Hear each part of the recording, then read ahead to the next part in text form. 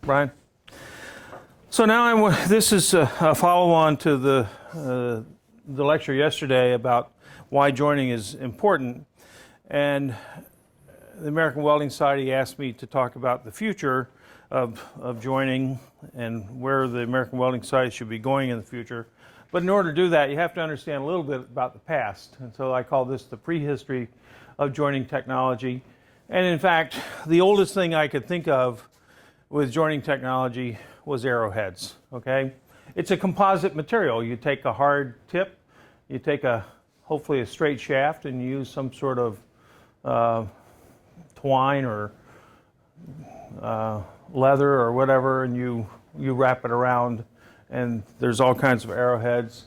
Some of them were metallic heads, some of them were stone in the ancient days, but these go back tens of thousands of years, okay? Now, it turns out modern arrowheads really haven't changed that much, except now we have nice razor-sharp teeth with pretty lethal types of heads, and they still use twine. The shafts are no longer wood, they're carbon-carbon composite, and they're absolutely straight, and they're stiffer, and they're lighter. But basically, the joining technology is sort of just a fancy version of what we used to use tens of thousands of years ago. It hasn't changed too much.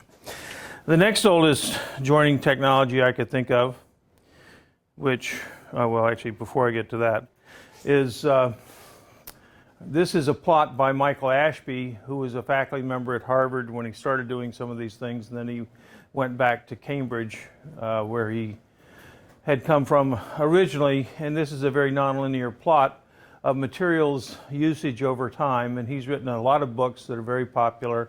He has a program called Granta, which is like a $50,000 a year program if you're in industry to help you select materials. So he goes back 10,000 BC, 5,000, 0 BC, so that's linear in 5,000 year increments, and then it starts going in somewhat funny increments until this was prediction at about our day.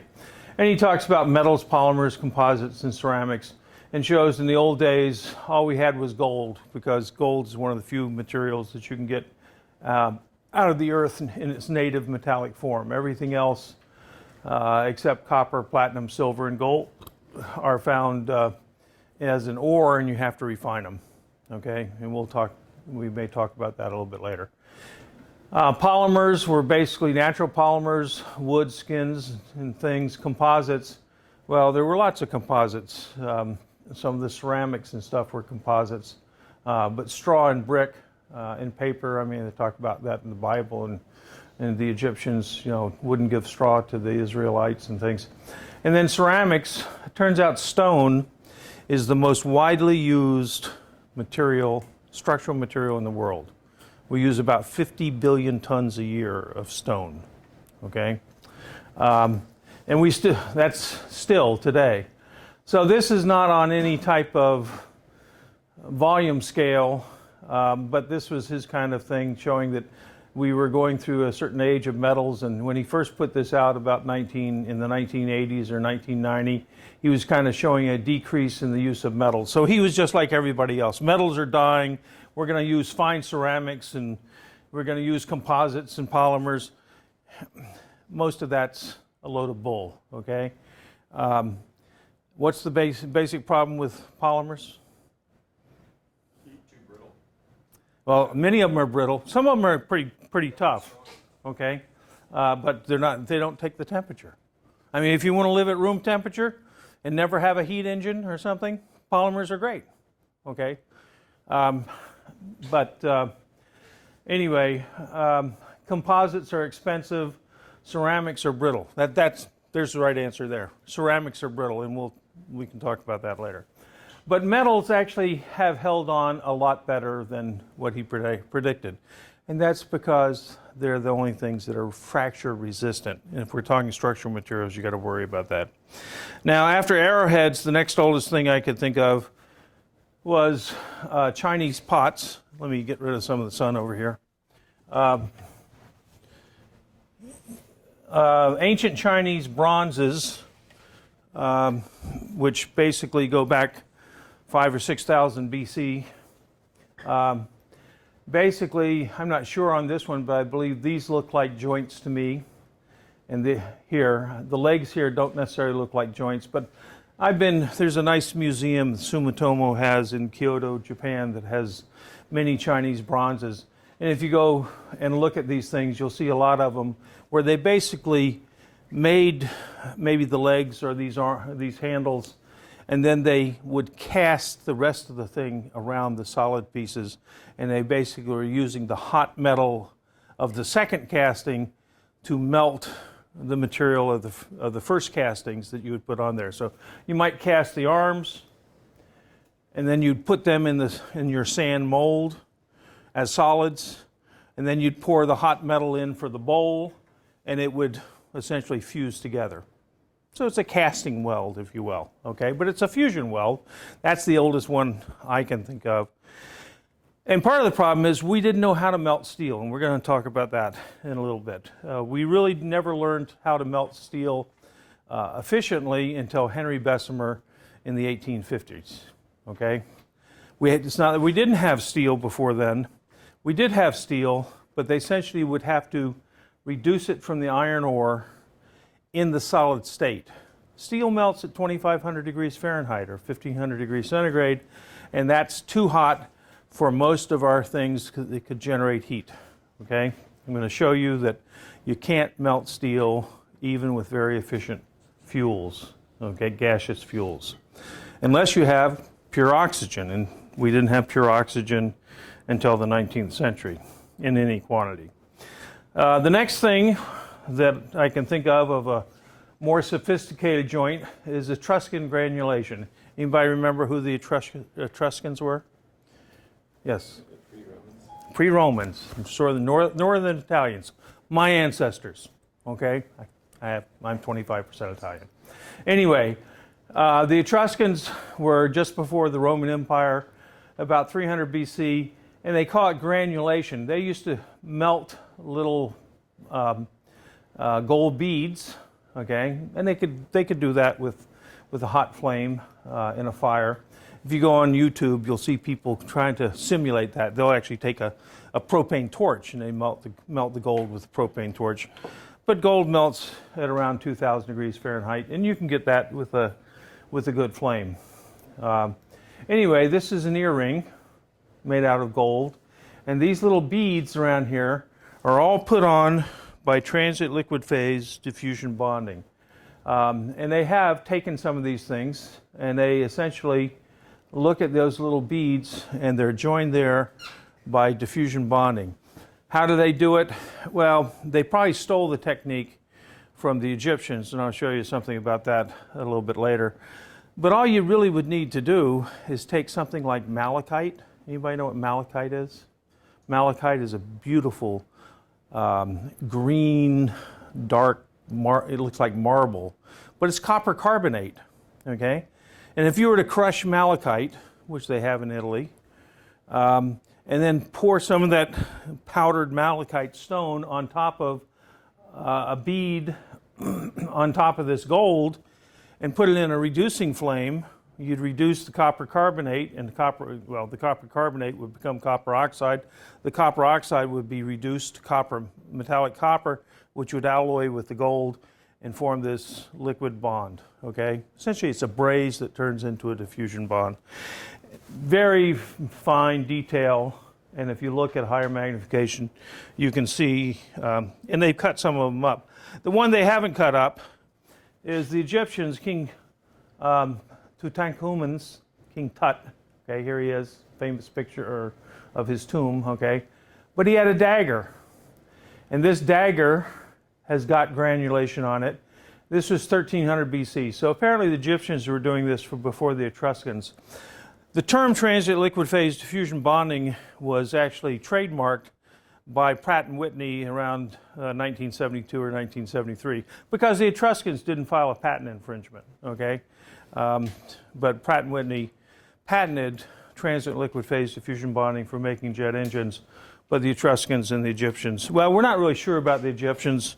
It turns out no one's been willing to cut up his sword in order to, or his dagger, to be sure. So if you take this little area right here and blow it up, you can see it looks like it's probably the same type of diffusion bonding. Yes? I think this one was just in the news that they figured out that the blade is actually a meteorite. Yeah, they've done some analysis. Just last week I was reading this in the newspaper. You're right. Some people claim by looking, well, first of all, one clue is they found cobalt. Well, where else were you going to be getting cobalt in 1300 BC, okay, other than most of your meteorites are iron, nickel, cobalt, okay?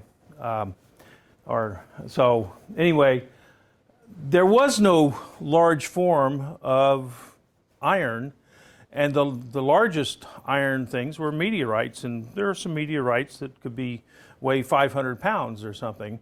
The hardest thing about that is you really wanted the right size meteorite because you couldn't work something that was 500 pounds, right? Okay, you had to find just the right size meteorite, okay?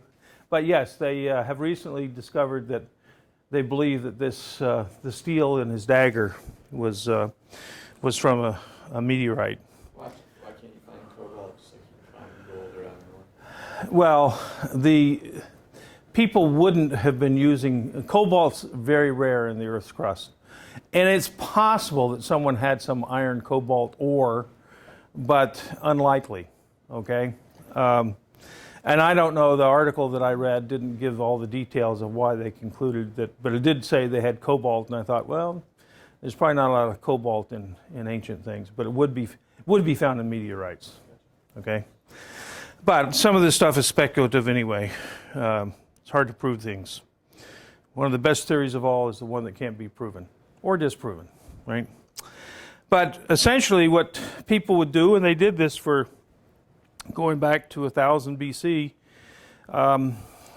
if you think about the ages of the human race, we had the Stone Age, where people worked with the stones, like the tips of the arrowheads, and then you had the Bronze Age, where people were basically taking copper ores that naturally had tin or zinc in them, and so you'd end up with an alloy.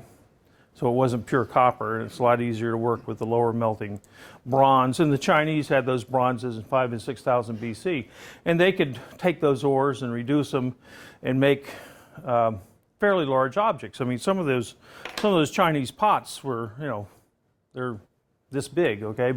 Big, the size of a beach ball in some cases. Most of them the size of a basketball or smaller, but they could make a fair amount of bronze. We didn't really get to what we call the Iron Age until in the last few hundred years, okay? So, but they actually often describe the ages of humanity in terms of the materials of use.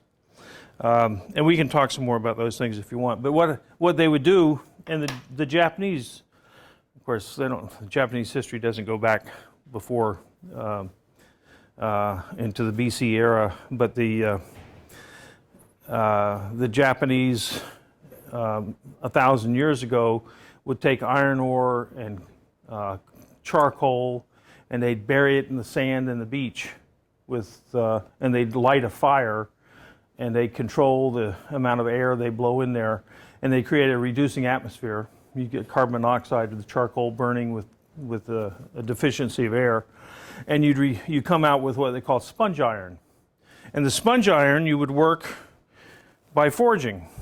Okay, it wouldn't melt the iron, but you'd have slag and this spongy. I mean, it was hollow, it had been ore that had formed, diffused in the solid state, and it ended up like an iron sponge with slag and stuff. And then some forge master would come along and beat it and knock the slag out and fold it over and fold it over again.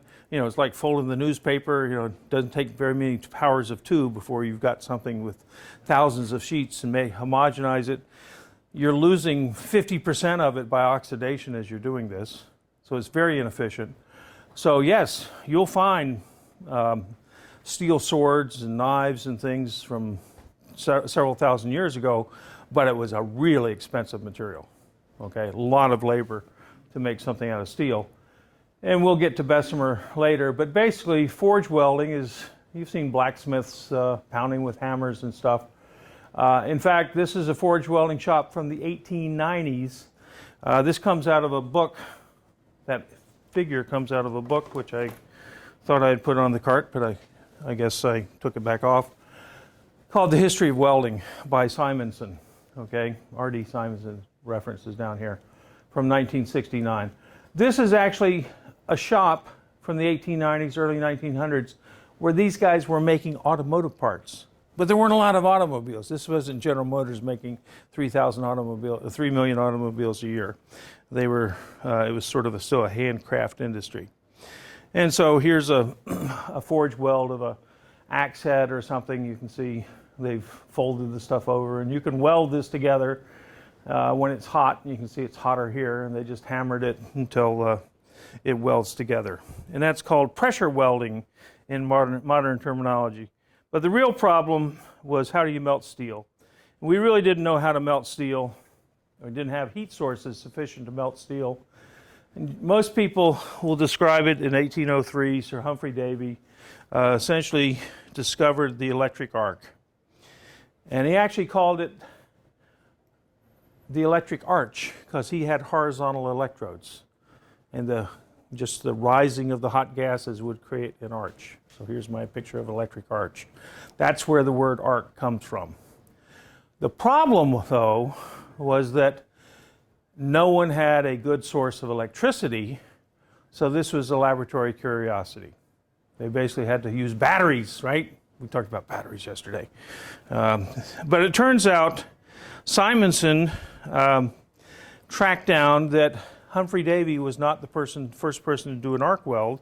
A guy named Georg Christoph Lichtenberg, here's a picture of Lichtenberg, in 1782 wrote a note, but Lichtenberg is famous for Lichtenberg figures. He was looking at lightning and things like that, and they still discuss Lichtenberg figures in fractal mathematics and other things. But Lichtenberg wrote a letter to someone in 1782. He says, presently I have arranged the characteristics of artificial electricity, because electricity was basically,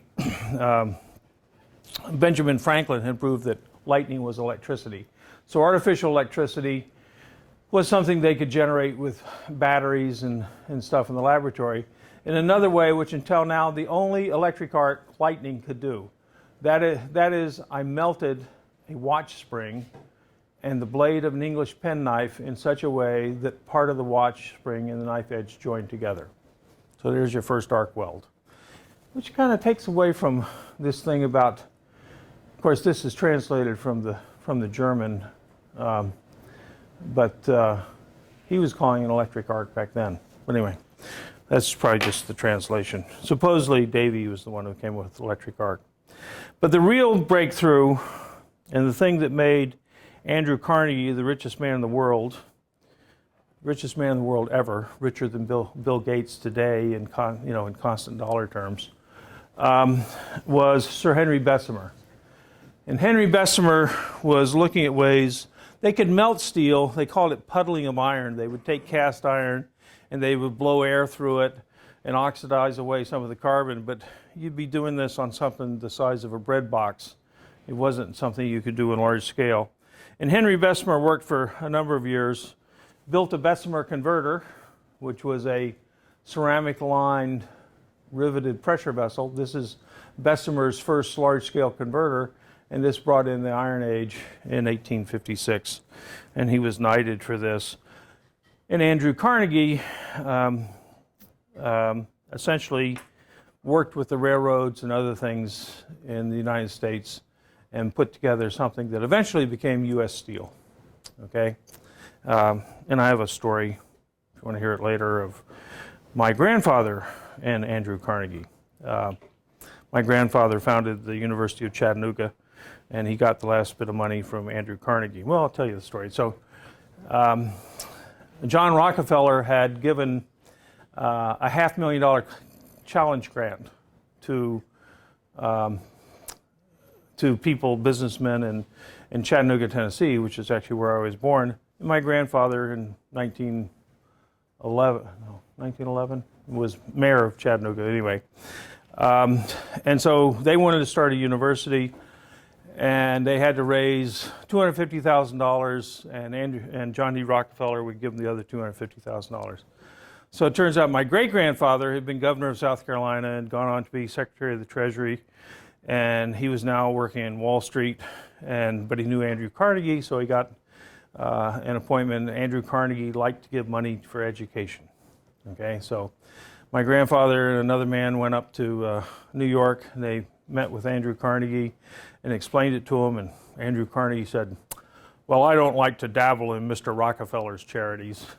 And as they're leaving, my grandfather says, you know, it's really important for people in the South to get a good education.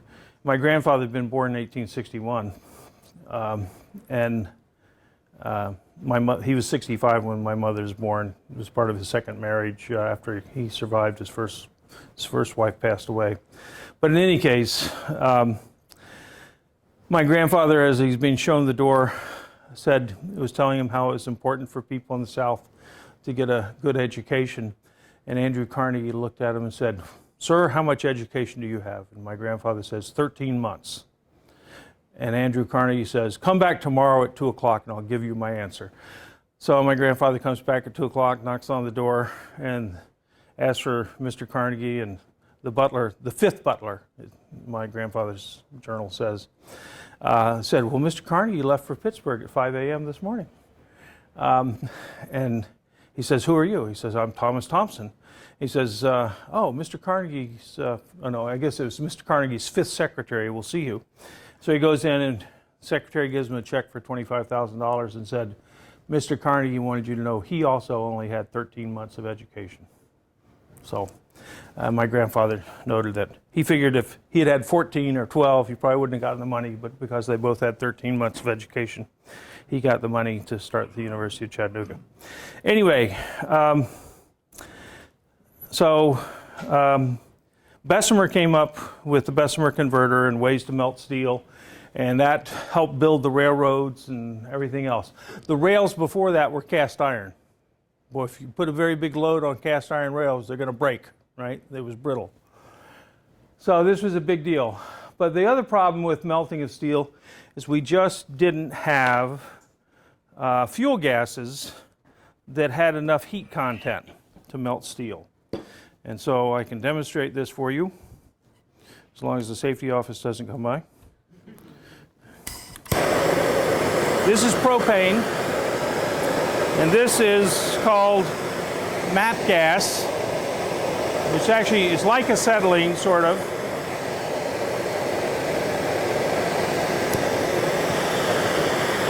The MAP gas actually burns with a louder sound. This causes a hotter flame and a faster flame.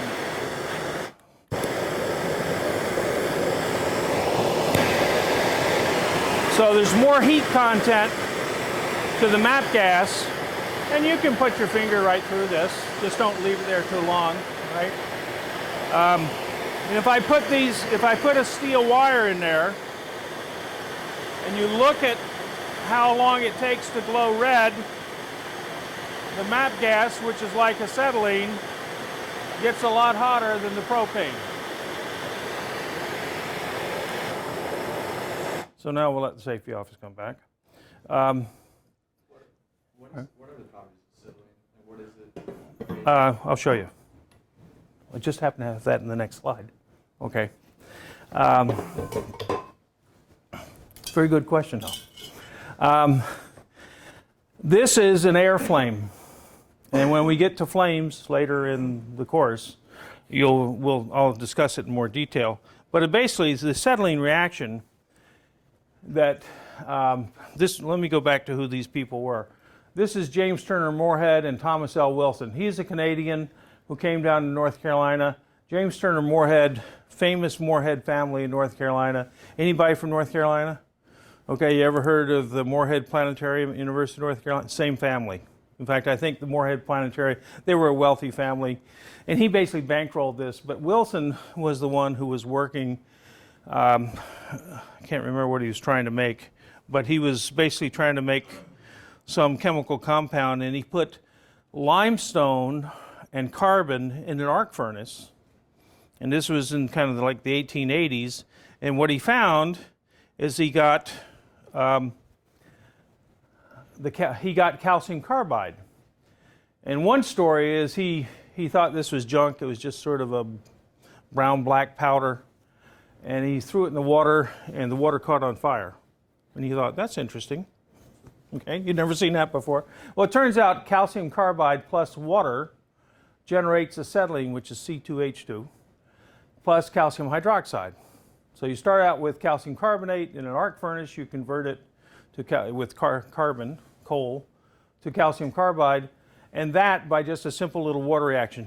If you go to YouTube, you can look up acetylene generation. And I looked at a little movie this morning, the last 2 minutes, and a guy takes a little Erlenmeyer flask and he throws some calcium carbide in there and he generates acetylene. Okay, so all of a sudden in 1892, and let's face it, we only had Edison and Westinghouse giving us electricity and ready sources of electrical energy in the 1880s. So this was not very far down the road. Wilson found, and Moorhead helped him put together a company. And about that time, people were learning to liquefy air in Germany, the Linde division in Germany.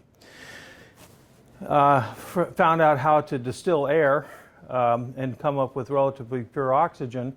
And you could have an Oxy Acetylene Flame. This is an air MAP gas flame. This is C3H4, not C2H2.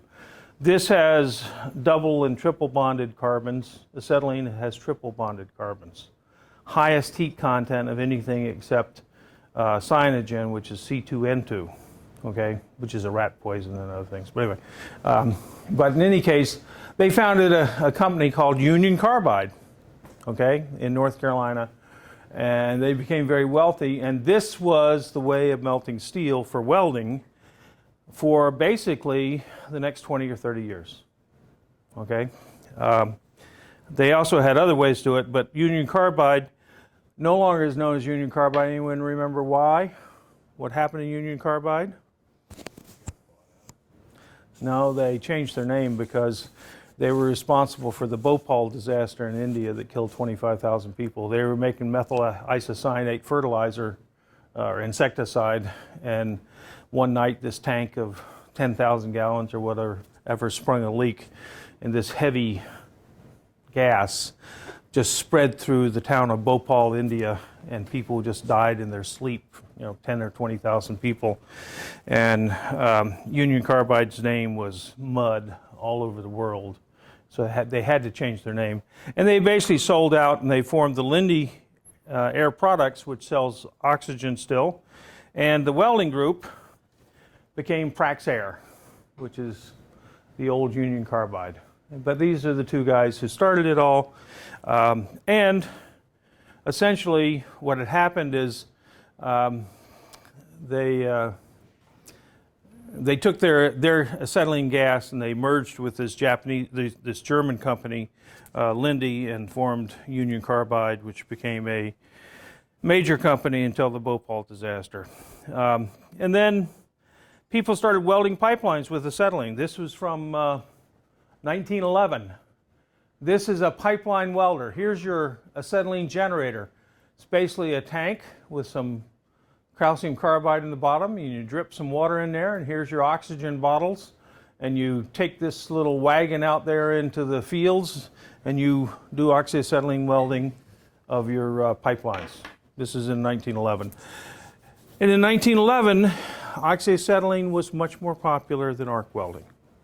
We'll go through some of that so far as that goes. And I'll show you actually an arc welding setup for pipelines a little bit later. This became what I call the age of electrical engineering in the prehistory of the American Welding Society. This is a woodcut from 1887 from a suburb of Paris where they had a bunch of Leyden jars, which are little batteries, and a bunch of wires, and they were down here doing arc welding, okay? At the time, they didn't have flux-coated electrodes. They had bare wires. And they would just strike the arc, And of course, the first few people got sunburned eyeballs or blinded themselves, and they learned to use shades to protect your eyes, so far as that goes. But in any case, this is the earliest picture of someone arc welding. Supposedly, the first arc welding patent went to Bernardos in the Soviet Union, or actually it was Russia at that time. But in any case, but this was the beginning of the age of electrical engineering. And for the next 40 or 50 years, electrical engineers dominated the welding scene, okay? Except for the gas welders. And if you go look at the welding journal back in the 1920s, you'll see this competition in the 1920s between Oxy Acetylene and arc welding. And I'll give you some quotes later.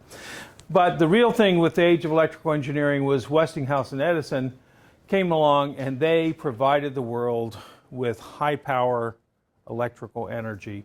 And so now people could start experimenting with arc welding. It was still a lousy process. If you try to arc weld with a bare wire, you will get something that looks like Swiss cheese, just full of pores, because the arc breaks down the nitrogen in the air, and the nitrogen, when the steel starts to solidify, will come out as bubbles. Essentially, the steel starts foaming, starts a nitrogen foam, and you end up with this porous, not very high quality weld. And so arc welding was not considered very good welding, and oxyacetylene, on the other hand, it's still slow today, but it was better and it gave you a solid weld pool. And so oxyacetylene people were saying, we're the best welders, but the arc welding people kept on trying to do things. Well, it turns out Westinghouse, we know, went on to form Westinghouse Corporation, and Edison founded General Electric. He actually founded General Electric in partnership with another electrical engineer, Elihu Thomson. Elihu Thomson in 1891 took some of this electrical energy and he learned to press two pieces of metal together, pump a bunch of current through it, and call it resistance spot welding, or resistance welding. Okay, so resistance welding, 1891, Elihu Thomson. And Elihu Thomson joined up with Edison and they formed General Electric. The first General Electric plant was right up here in Lynn, Massachusetts, and there's still a plant there, although they're talking about closing it after about 100 and some years. But the lab up there is called the Thomson Lab after Elihu Thomson. Thomas Edison had about 420 patents at the time they formed GE, and Elihu Thomson was number 2 with about 380 patents. They were the two most prolific patent holders at the time. I think they ended up with like 700 or 800 patents apiece. Turns out Elihu Thomson was famous for another reason. He became president of MIT in 1907 because no one else wanted the job. That's not exactly true today. Other people want the job. But in any case, he became president of MIT, and he was basically a businessman industrialist in the Boston area. Here's a picture of him at a later time with one of his resistance welders. This is a single turn transformer with all these other wires are going around the single turn, which is the core going around here, and all these wires are the transformer. So he might start with, whether it was 120 volts back then, I don't know, but basically here's the two wires, two rods he's going to weld together. And this picture is from 1886, okay? So this was actually even before acetylene and arc welding. Resistance welding in the 1880s was the great new way to weld steels together, and they were doing it in bigger and bigger forms, trying to weld whole railroad rails and things like that, so far as that goes. Then came another electrical engineer, a guy named Comfort Adams. Comfort Adams, in 1917, was working at another school here, Harvard. Okay? Shame on him, okay? He actually worked at Harvard for a number of years, but he did redeem himself in that he did, although he was at Harvard for over 40 years, and he became Dean of Engineering at Harvard for most of that time, From 1914 to 1917, MIT and Harvard merged, and the students were getting degrees from both universities. Finally, the Supreme Court of Massachusetts said that MIT, being the land-grant college of Massachusetts, could not be purchased by Harvard. MIT had been building these buildings you're in right now, and MIT had gone bankrupt. Okay? And they were going to sell themselves to Harvard. Very controversial. Most of the MIT students didn't want to join with Harvard. The faculty didn't want to join with Harvard, but the MIT administration had this financial problem. But then the Supreme Court said, you can't do it, folks. So it turns out Harvard went their way. Harvard was trying to obtain an engineering school. Engineering was a new discipline. Engineering didn't exist until the last 300 or 400 years. The first engineering school in the world was École Polytechnique in France. The first one in the United States was West Point, 1797. The word engineer, if you goes back to the root for in the French, ingénieur, which means maker of war machines. And an engineer was someone who actually came about partly from the Napoleonic Army. They would build bridges and breastworks and catapults and whatever, okay? But that's what an engineer did. And there was no such thing as anything but a military engineer. And in fact, until 1845, the commandant of West Point was required to come out of the Army Corps of Engineers, okay? Because that was their engineering school.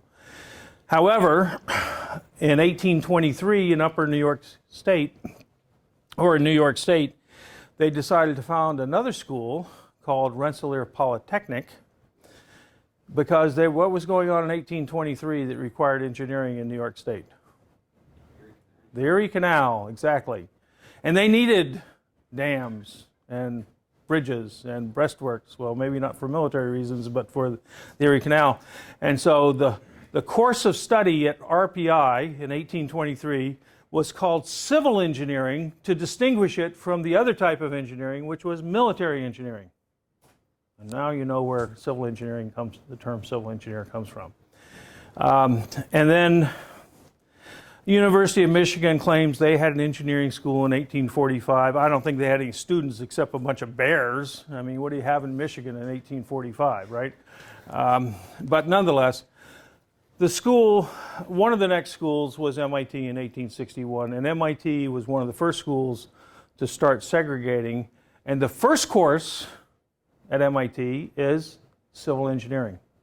The second is mechanical engineering. And the third was geology, which eventually became geology and metallurgy in 1888, okay? But in any case, and they had architecture, of course, you go through the MIT numbers, they didn't even have electrical engineering in 1861 or 1865. It didn't exist until Edison and Westinghouse in the 1880s, okay? But we had this age of electrical engineering, and it turns out Comfort Adams founded the American Welding Society in 1917 when we entered World War II, or World War I. He was put in charge of the Emergency Fleet Corporation.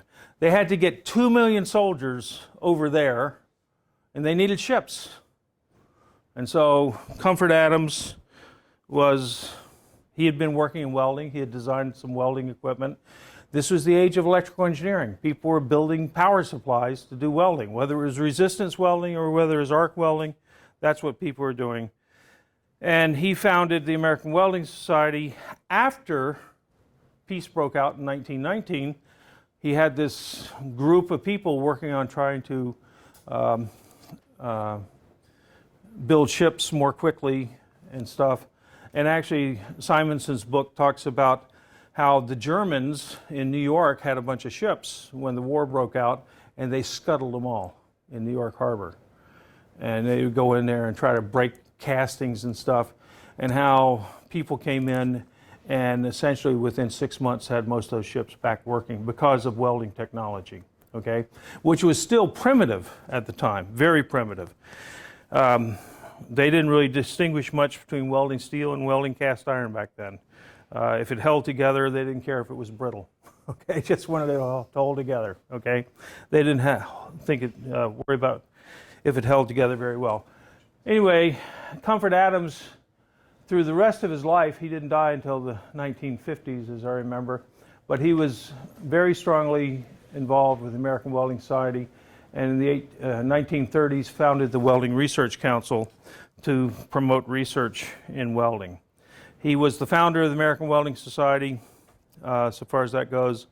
And then another electrical engineer came along in 1895, John C. Lincoln, and he formed a company called Lincoln Electric, which is the world's largest welding company. And if any of you have been in a shipyard, you've seen Lincoln welders, okay? And they also, in the 1890s, 1910s, they learned to weld with stick electrodes rather than bare electrodes. Turns out in Göteborg, Sweden, a welder, I think it was Svenberg, found if he stuck his bare electrode in the mud and welded with a muddy electrode, the porosity went away. And that was basically stick electrodes with a flux coating. In this country, we don't know who did it first, but someone wrapped paper around the electrode, and they made a cellulosic electrode, like a E60 series type of wire. And they found the porosity went away. And so that was kind of in the 1910s, 1920s. That was being worked on. People would wrap the electrodes with asbestos. Okay, they make little asbestos things, and be 100% asbestos fiber was the coating. Okay, as far as that goes. Made a nice flux. They didn't take the asbestos out of the welding electrodes until about 1980. And this was the next age I talk about is the age of necessity. 1917, the Emergency Fleet Corporation, which was the predecessor to the American Welding Society. And here are some things. The ships are coming, and make every minute count for Pershing.